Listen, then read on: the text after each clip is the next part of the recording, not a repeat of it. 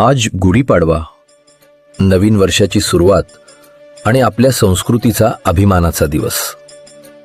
ही गुढी फक्त काठीवरचा झेंडा नाही, ही आपल्या पूर्वजांच्या पराक्रमाची निशाणी आहे. छत्रपतींच्या स्वराज्याची आठवण आणि मराठी माणसाच्या जिद्दीचा अभिमान आहे. जग कितीही बदललं तरी आपली परंपरा, आपली संस्कृती आणि आपल्या मातीतला स्वाभिमान कधीही कमी होणार नाही. माझ्याकडून तुम्हाला आणि तुमच्या परिवाराला गुढीपाडव्याच्या आणि मराठी नवीन वर्षाच्या हार्दिक शुभेच्छा.